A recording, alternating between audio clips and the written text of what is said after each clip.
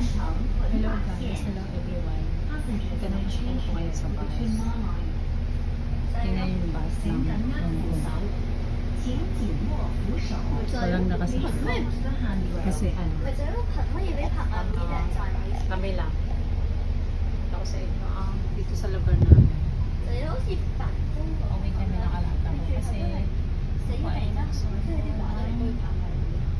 alaga sa school kasi happy lang sila.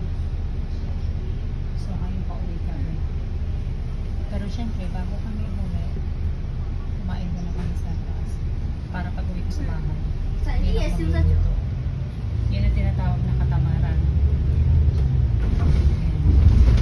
Tapos ay kung saan ayan, kung saan paano itsura ng lugar namin dito sa probinsya. Nakatira ako sa probinsya. Nakatira ako sa dulo, kaduduluhan na malapit na kami sa China. Tutuusin. Malapit na kami sa kumbaga boundary ng China at Hong Kong. Yan. Yung nakikita nyo na yung MTR train station. Medyo malikot kasi mauga yung bus. Kaloka.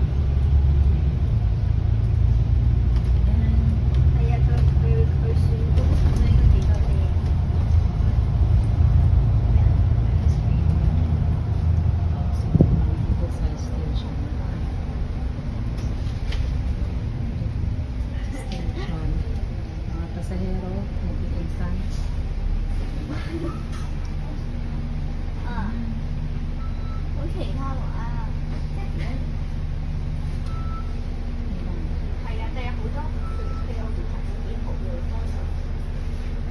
Walking station na pala.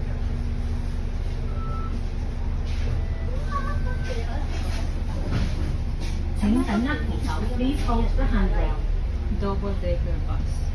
下一站元朗盲人安樂院，下一站元朗盲人安樂院。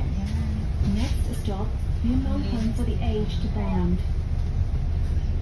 請緊握扶手，請緊握扶手。Please hold the handrail. More on makikita niyo dito is apartment. Nasa taas na building.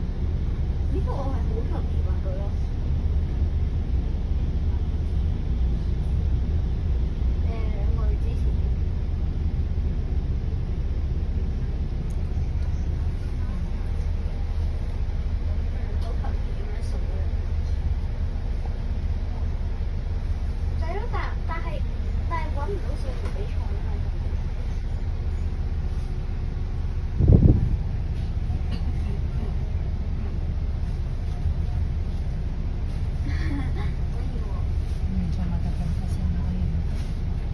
Stoplight pa.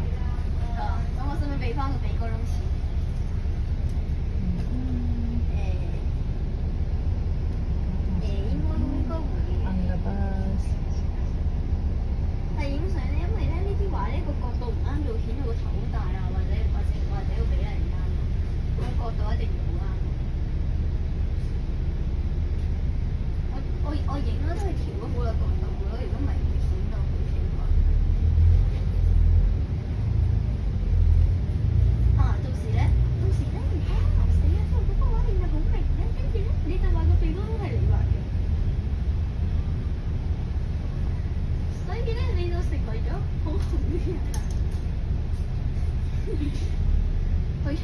Umpisa lang ng pasokan dito sa Hong Kong. Pasokan ng mga estudyante. Pang ano pa lang ngayon, 2 weeks pa lang. Kailang pasokan pa lang dito is 2 weeks for half day. Pero next week, ano na, whole day na sila. Parang sa Pinas. Sa bagay sa Manila, half day lang ang pasok ng mga estudyante dito. Tanghali, uwian na.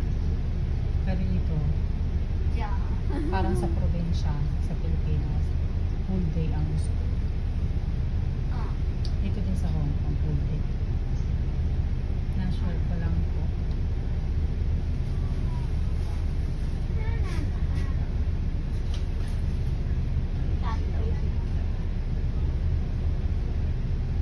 到登佩奇對面咯。